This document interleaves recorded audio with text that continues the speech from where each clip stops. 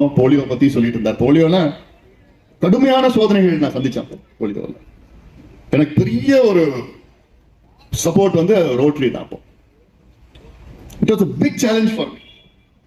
நான் அமைச்சரா சேர்றப்போ கிட்டத்தட்ட ஒரு 30,000, 10,000, 20,000, 15,000 குறைஞ்சி கேசஸ்லாம் வந்தது. நான் அமைச்சரா 5 ஆண்டுகளுக்கு பிறகு போனப்போ 0 கேஸ். ஆனால் என்னன்னா 0 கேஸ் 3 ஆண்டு தொடர்ந்து இருந்தால் தான் எராடிகேஷன் வரும், இல்லைன்னா எலிமினேஷன் தான் வரும். யூபியில் போலியோ டிராப்ஸ் எடுத்துக்க மாட்டாங்க. அது பல வதந்திகள்லாம் அங்கே பரவிட்டு உத்தரப்பிரதேசில் போலியோ டிராப்ஸ் வந்து மதத்துக்கு எதிரானது, இப்படி அதெல்லாம் நிறைய பிரச்சனை, ஆண்மை போயிடும், இப்படியெல்லாம் பரவி விட்டானுங்க.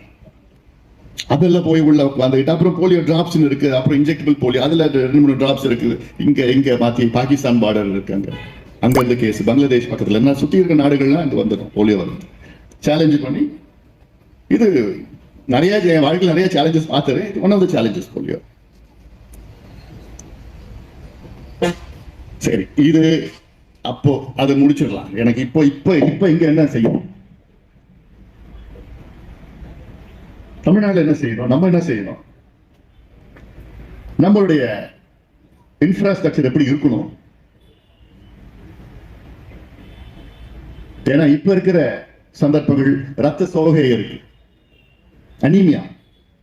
அனீமியானால நிறைய பெண்கள் பேறு காலத்துல இறந்துடுறாங்க, பிரச்சனை வருது, அண்டர் நரிஷ் பேபிஸ் வருது.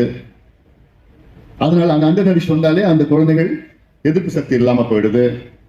அதற்கு என்ன வேணும், ரத்தம் வேணும். ஏன்னா இப்ப டெக்னாலஜி வந்துடுச்சு, பேக் செல்ஸ், ஹோல் பிளட் எல்லாம் முன்னாடி அப்ப கொடுத்தாங்க, இப்ப எல்லாம் ரத்தத்தை 4ஆ பிரிச்சிடுறாங்க. முன்னாடி ரத்தம் வந்துன்னா அப்படியே ரத்தம் அப்படியே ஏற்றிடுவாங்க, இப்போ தனித்தனியா பிரிச்சுட்டு பிளாஸ்மா. இப்ப இங்க சிவகாசினா அதிக அளவுல பட்டாசு விபத்துகள் இருக்கு. பர்ன்ஸ் இன்ஜுரினா உள்ள ரத்தம் அப்படியே தண்ணி அப்படியே போயிடும் உள்ள இருக்கிறது. அதுல நீங்க மொத்தம் ரத்தம் கொடுக்கணும்னு அவசியமே இல்லை, அதுல பிளாஸ்மா கொடுத்தா போதும். ஆனா நிறைய கொடுக்கணும். ஆனா அதுல என்ன நன்மைனா பிளாஸ்மா -30 டிகிரி சென்டிகிரேட்ல ஸ்டோர் பண்ணா 1 வருஷம் வச்சுக்கலாம். அந்த வசதி இங்க இருக்கு, மதி ரத்த மையத்துல இருக்கு, இந்த வசதி இருக்கு. நீங்க கொடுத்தீங்கன்னா உங்களுடைய பிளாஸ்மா 1 வருஷம் பாதுகாத்து வச்சுக்கிட்டு எத்தனை பேருக்குன்னா கொடுத்துட்டு போலாம். இப்ப டெங்கு காய்ச்சல் வந்துட்டு இருக்குது நிறைய பேருக்கு. டெங்கு காய்ச்சலுக்கு என்ன கொடுக்கணும், பிளேட்லெட் கொடுக்கணும். நமக்கு தெரியாத திடீர்னு நல்லா இருக்கும், திடீர்னு பார்த்தா பிளேட்லெட் வந்து 10,000, 8,000, 7,000. அதனாலதான் இறக்குறாங்க. டெங்குனால ஒருத்தரோட இறக்கக்கூடாது. நம்முடைய தொழில்நுட்பம் மருத்துவம் அவ்வளவு நவீனமா வந்திருக்கு, இன்னைக்கும் இறந்துட்டு இருக்கிறாங்க. அதெல்லாம் ஏற்றுக்கொள்ள முடியாது, அது கண்டுபிடிக்கணும். எவ்வளவு தொழில்நுட்பங்கள் டெக்னாலஜி வந்து இருக்குது.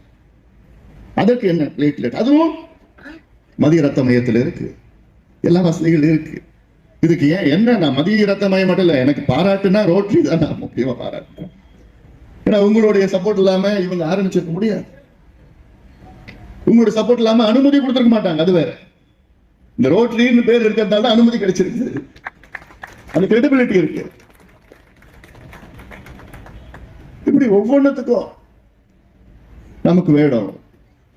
இந்த ஹீமோஃபிலியா பேஷண்ட்ஸ்ல நிறைய இருக்கிறாங்க.